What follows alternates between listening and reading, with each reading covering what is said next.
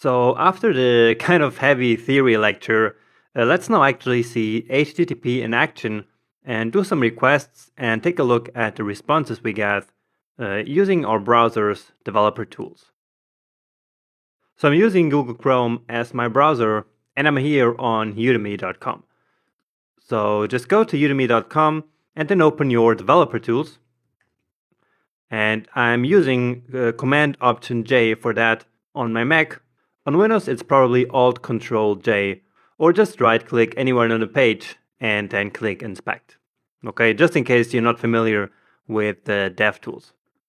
Then what we're going to do is to head over to the Network tab and then click here on Disable Cache. That's important because otherwise you might be loading the page from your computer because you've been to udemy.com before. Okay, so let's now reload the page so that we're gonna kind of record the network activity here in this network tab. So reload this. And so now here we can see all the requests that are happening on the page. So as I told you, there are going to be a lot of requests for all of the elements that are on the page. Now, if we're going to the top here, the first of all is actually udemy.com. And we can see here the status code, which is 200. As I said in the last lecture, that means okay, so everything went right. Then the size and the time it took to download this resource.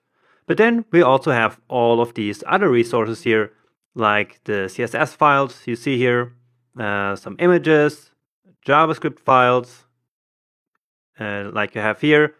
And all of these were actually initiated by the index, so by the root page. Okay, so we have udemy.com, and that one will then request all of these assets. So that is the index, so it doesn't have an initiator, and all of these here were requested by the main udemy.com. Now, if we click on one of these resources, and let's do the actual udemy.com first, here we can get some more information about the request and the response. So first, the request, which is actually at the bottom, and you see that the request was made to udemy.com. We did a GET request, and the path was just the root path, just like I explained you in the last video. Okay, then we have a bunch of headers. So this here, for example, means that the page was compressed using this gzip. Down here you have a header for setting some cookies, and a bunch of other headers, and which we will talk about later on. So this is the request, and then the response also has a bunch of all of these headers. Okay, so we can see when the response was actually sent. We can see a bunch of cookies and the status code here as well. So that's where the 200 status code comes from. And again, a bunch of other headers that we're going to talk about a bit later.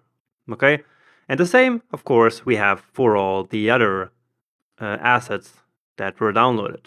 So the response and the request down here.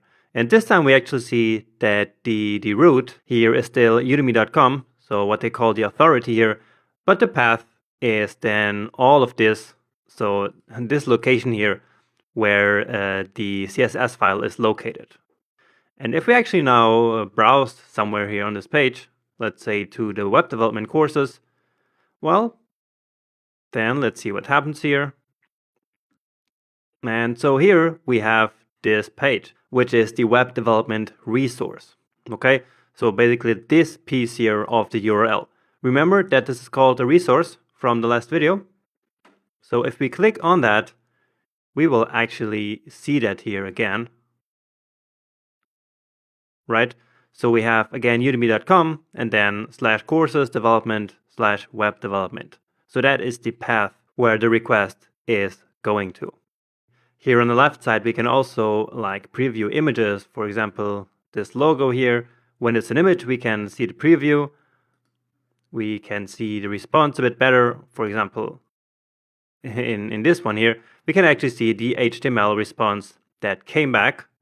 So instead of just seeing the headers like we did here, we can actually see the response as well, and a nice overview of all the cookies that were set in this request.